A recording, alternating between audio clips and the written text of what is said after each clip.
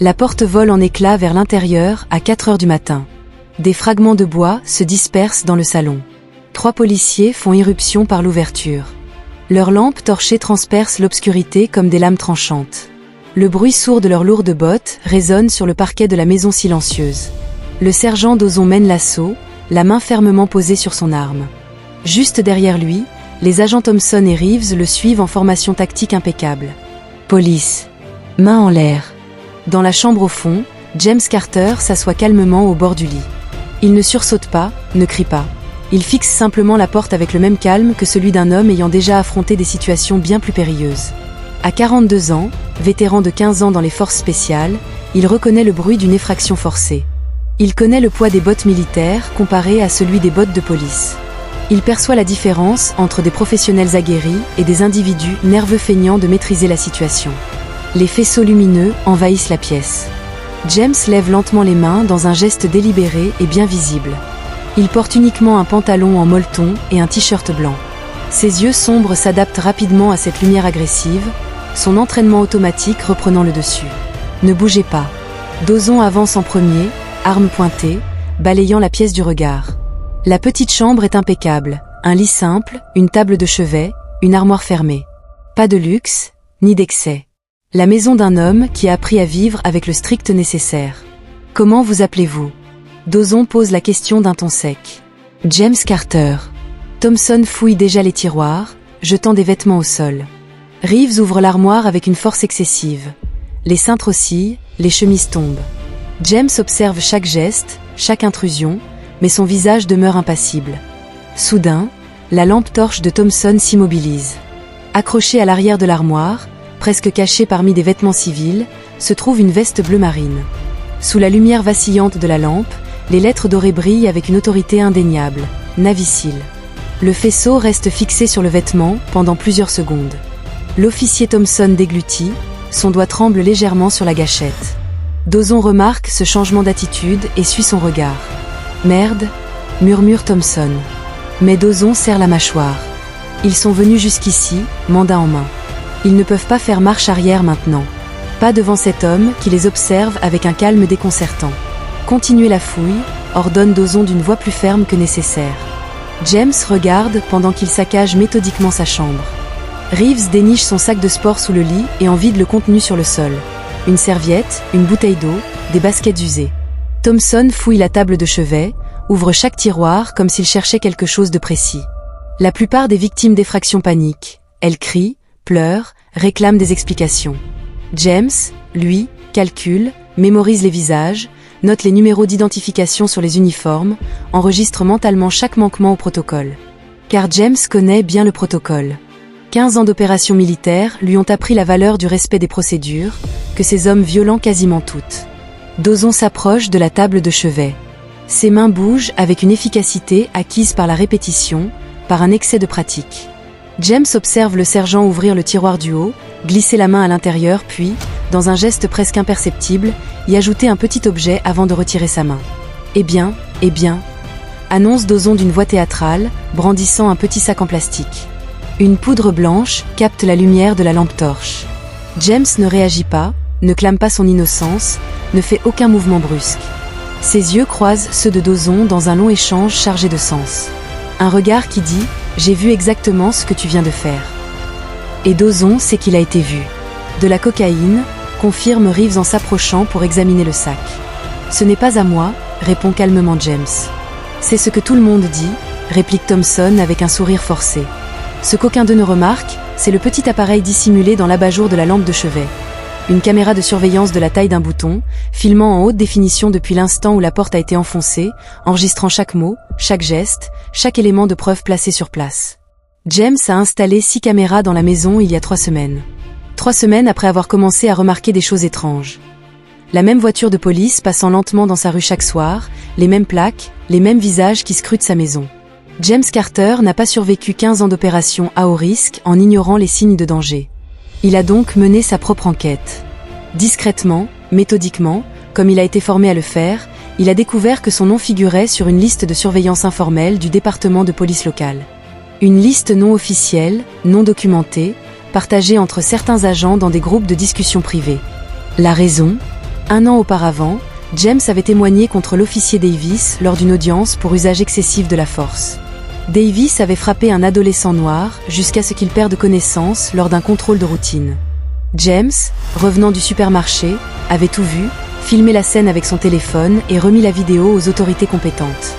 Davis avait été suspendu, privé de 3 mois de salaire, devenu un paria pour avoir brisé le code bleu.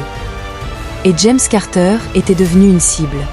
Au cours des 3 derniers mois, il a reçu 3 contraventions suspectes. Il a été arrêté 6 fois sans raison. Sa maison a été perquisitionnée 2 fois suite à des plaintes anonymes pour tapage nocturne, alors qu'il était seul, regardant la télévision à faible volume. James a fait ce que toute personne sensée aurait fait, il s'est préparé. Il a installé des caméras, documenté chaque contrôle, conservé chaque contravention, enregistré chaque arrestation aléatoire. Il a contacté un avocat, engagé une procédure fédérale, et il a attendu. Attendu patiemment l'escalade qu'il savait inévitable. Parce que des hommes comme Dawson ne se contentent pas de petites représailles. Ils veulent une victoire éclatante, un coup final, une condamnation qui détruirait complètement la crédibilité de James comme témoin. Dawson s'avance, menotte en main. James Carter, vous êtes en état d'arrestation pour possession de substances contrôlées. J'aimerais voir le mandat, dit James d'une voix parfaitement calme. Nous n'avons pas besoin de mandat pour signaler une activité suspecte, répond Reeves aussitôt. Dénonciation de qui? Anonyme. Les dénonciations anonymes ne justifient pas une intrusion sans mandat. Dawson s'immobilise, les menottes toujours en main. Quelque chose dans l'assurance de la voix de James le perturbe. Vous vous prenez pour un malin? Grogne Dawson. Non, répond calmement James. Je sais que vous enfreignez le 4e amendement de la Constitution. Une perquisition sans raison valable, sans mandat, avec des dommages causés à la propriété privée. Sans compter la falsification des preuves dont j'ai été témoin direct. Un silence lourd s'installe. Thompson et Reeves échangent des regards anxieux. La veste des Nevis reste visible dans l'armoire ouverte, leur rappelant discrètement qu'il ne s'agit pas d'un citoyen lambda, mais d'un homme entraîné à des missions où la moindre erreur est fatale. Vous accusez des agents des forces de l'ordre d'avoir fabriqué des preuves. Demande Dawson d'un ton menaçant. Je me contente de constater des faits observables, répond James. Dawson serre les menottes autour des poignets de James avec une force excessive. Le métal mord sa peau. James ne bronche pas, refusant de leur offrir le plaisir de voir la douleur. Alors qu'il est escorté à travers la pièce en désordre vers la porte d'entrée à moitié détruite, il remarque chaque détail. La caméra cachée dans le détecteur de fumée, celle posée sur l'étagère, la caméra dissimulée dans l'horloge murale. 6 angles différents, 6 enregistrements simultanés, tous configurés pour être automatiquement sauvegardés dans le cloud, impossible à effacer ou détruire. Dehors, les voisins commencent à se montrer aux fenêtres, les lumières s'allument dans les maisons environnantes. Madame Wilson, la dame dans la soixantaine qui habite à côté, est sur son balcon, téléphone en main, filmant la scène. « James !» crie-t-elle. « Je filme tout, je filme tout. »« Merci, Madame Wilson !» répond calmement James alors qu'on le pousse vers la voiture de police. Dawson plaque James contre le capot du véhicule, le fouille avec une agressivité excessive et inutile. Des mains rugueuses passent dans ses poches vides, contrôlent sa taille, descendent le long de ses jambes. « Tu es sûr de vouloir faire ça ?» demande James d'une voix basse, juste pour que Dawson l'entende. « Faire quoi? Mon travail? Enterrer ta carrière ?» réplique Dawson. Il hésite un bref instant, puis pousse James dans le siège arrière avec une force redoublée. Par la vitre de la voiture, James observe Thompson et Reeves discutant nerveusement près de la porte fracassée de sa maison. Il lit sur leurs lèvres une compétence apprise dans les services de renseignement, il est dans les Nevis, mec. C'est mauvais signe. Il y a beaucoup d'anciens combattants dans le coin. Ça ne présage rien de bon. Les Nevis ont des connexions, des ressources. Ça peut mal finir. Dawson prend place au volant et ajuste son rétroviseur pour croiser le regard de James. La nuit va être longue pour toi, annonce-t-il. James ne répond pas. Il fixe simplement par la fenêtre sa maison dévastée, la porte enfoncée, les lumières allumées dans toutes les pièces. Ce que Dawson ignore, c'est que cette longue nuit est exactement ce que James attendait. Chaque seconde de cette détention illégale est une preuve supplémentaire. Chaque violation de leurs droits, un clou de plus dans le cercueil de leur carrière. James Carter n'est pas seulement un vétéran des Nevis, il a 15 ans d'expérience dans les opérations de renseignement, formé à la planification stratégique, à la collecte de preuves et à la conduite parfaite de missions de longue durée. Cette mission a débuté il y a 3 mois. Alors que le véhicule s'éloigne, James ferme brièvement les yeux, non pas pour se reposer, mais pour se préparer mentalement, comme il le faisait avant chaque opération importante. La différence, c'est que ces opérations militaires duraient quelques heures ou jours, celle-ci demandait des mois de préparation minutieuse, et elle ne fait que commencer. Dawson allume la radio pour signaler l'arrestation, sa voix regagnant de la confiance maintenant qu'ils sont loin de la Veste-Neuville, de la maison surveillée, des voisins qui filment. Suspect arrêté sans incident. Drogue saisie. Aucune résistance. 3 mensonges en 3 phrases, mais des mensonges enregistrés, documentés, prêts à être utilisés au moment voulu. Ce que ces agents ne réalisent pas encore, c'est que James ne s'attendait pas à être laissé tranquille. Il attendait précisément cette escalade, cette erreur fatale qui les anéantirait complètement. 15 ans d'opérations militaires lui ont appris une vérité fondamentale. La patience stratégique l'emporte toujours sur l'impulsivité agressive. Des hommes comme Dawson sont prévisibles dans leur arrogance. Ils avaient besoin de cette arrestation spectaculaire, de cette preuve irréfutable, de la destruction totale de la crédibilité de James en tant que témoin. Et James avait besoin d'une preuve irréfutable de complot criminel, de violation systématique des droits civils, de représailles illégales contre un témoin protégé. Ce soir, tout le monde a obtenu ce qu'il voulait. La différence, c'est qu'un seul en est conscient. Alors que la voiture traverse la ville endormie en direction du commissariat, James reste parfaitement calme sur la banquette arrière. Menottes serrées, fausses accusations, carrière militaire exemplaire sur le point d'être entachée par des drogues placées dans ses affaires. Mais ses yeux, reflétés dans le rétroviseur, révèlent quelque chose qui met Dawson mal à l'aise. Il n'y a pas de peur, pas de panique, ni de désespoir. Juste la sérénité absolue d'un homme qui connaît déjà la fin de cette histoire. Et si vous croyez avoir déjà entendu des récits d'injustice et de vengeance, abonnez-vous, car ce que ces policiers ignorent encore sur James Carter va transformer cette arrestation illégale en leur pire cauchemar professionnel. Le commissariat du 5e arrondissement sent le café réchauffé et le désinfectant bon marché. Dawson pousse James par la porte latérale à 5h32 du matin. Le sergent de service Peterson lève à peine les yeux de ses papiers. Cocaïne trouvée lors d'une perquisition domiciliaire, annonce Dawson. Mandat ? Demande Peterson machinalement. Dénonciation anonyme, cause probable. James note mentalement, mensonge numéro 4 depuis son arrestation. Peterson jette enfin un regard à James, remarquant son port militaire évident. Vous avez l'air d'un militaire. Marine, vétéran 15 ans. Un éclair passe sur le visage de Peterson, entre malaise et respect retenu. 15 ans, quelle unité. Avant que James ne réponde, Dawson coupe sèchement. Peu importe. Procéder à l'inculpation. Empreinte digitale, photo. Chaque geste de James est précis, contrôlé. Lorsqu'on lui demande de déverrouiller son téléphone, il répond calmement. Je ne consens pas à une fouille sans mandat spécifique. Relais contre Californie 2014. Un lourd silence s'installe. Les citoyens ordinaires ne citent pas la jurisprudence de la Cour suprême. Vous êtes avocat ? Demande Peterson. Je connais simplement mes droits constitutionnels. À ce moment, la porte d'entrée s'ouvre. Une femme d'une 40aine d'années, vêtue d'un tailleur gris impeccable, portant un porte-documents en cuir, entre avec une détermination qui attire tous les regards. Je suis le docteur Patricia Chen, avocate de Monsieur Carter. J'ai été informée de son arrestation illégale il y a 1 heure. Dawson se fige. Comment avez-vous ? Mon client a déclenché une alerte automatique lorsque sa porte a été forcée. Je suis ici pour faire respecter ses droits constitutionnels. James esquisse un léger sourire. Il y a 3 mois, il a posé des capteurs reliés au cabinet de Patricia. Toute effraction après 22 heures déclenche une alerte instantanée, donne accès aux caméras en direct et lance l'enregistrement automatique. Elle a tout vu en temps réel.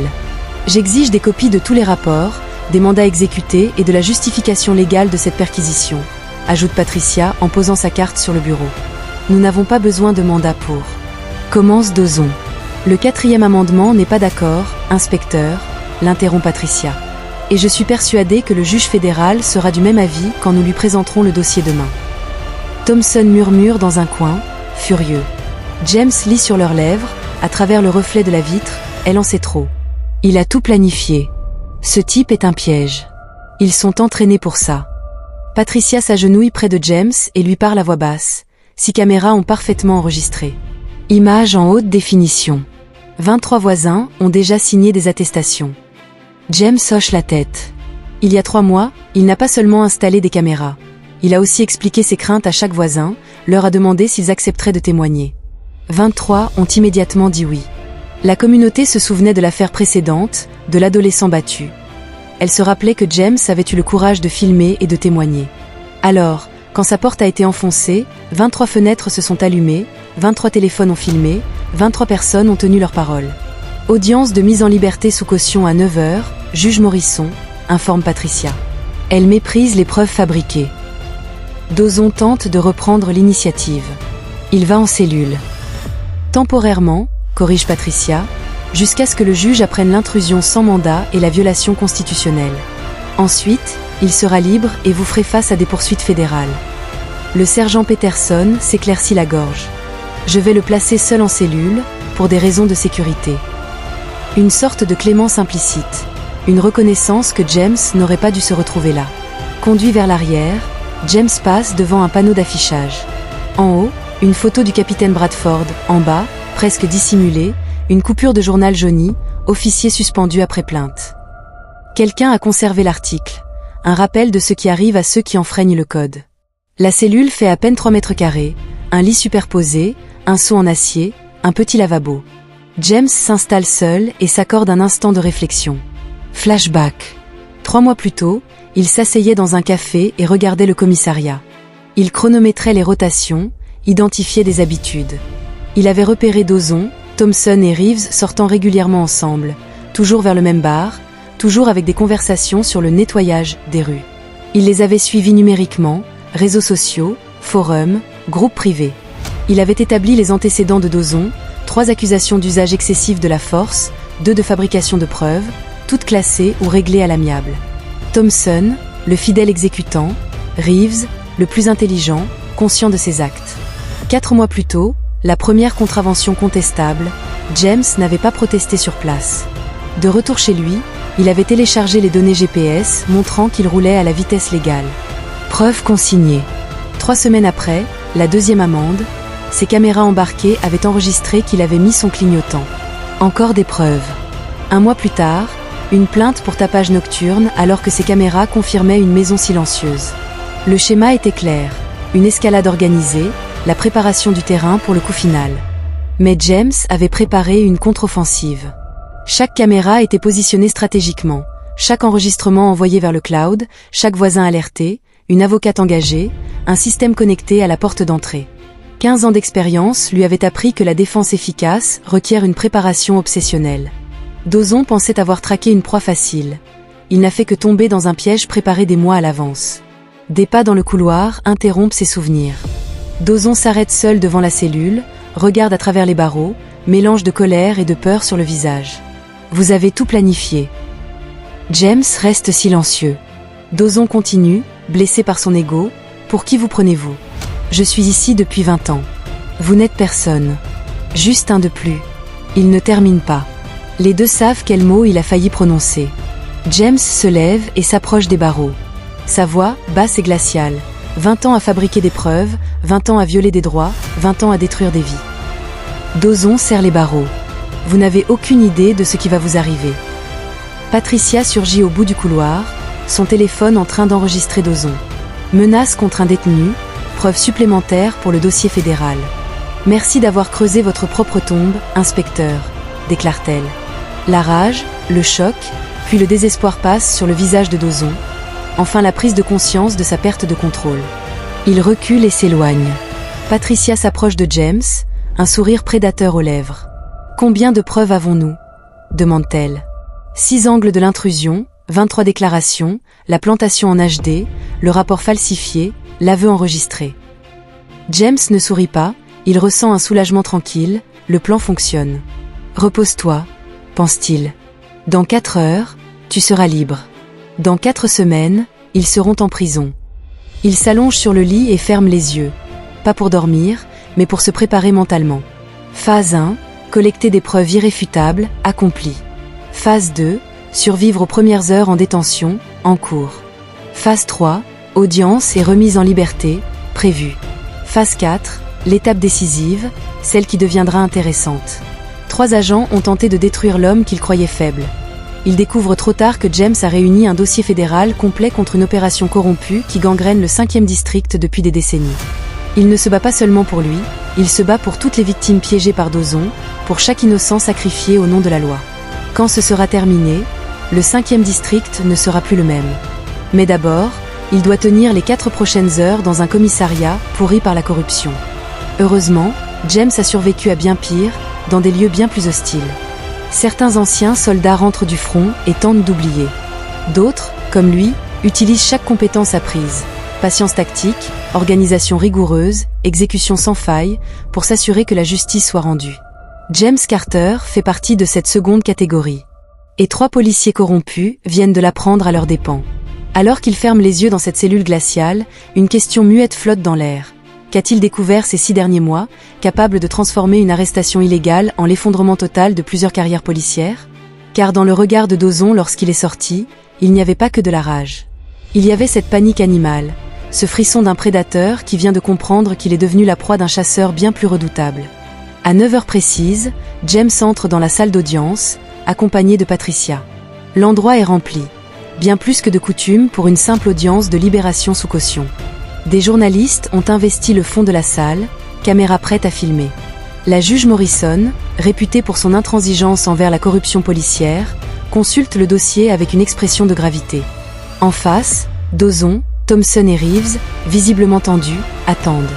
Le docteur Chen prend la parole. « Votre honneur, au-delà des accusations liées à la drogue, nous avons des faits bien plus graves à exposer. » Patricia se lève. En effet, nous avons des preuves d'effraction, de falsification de preuves et de conspiration pour violer les droits civiques.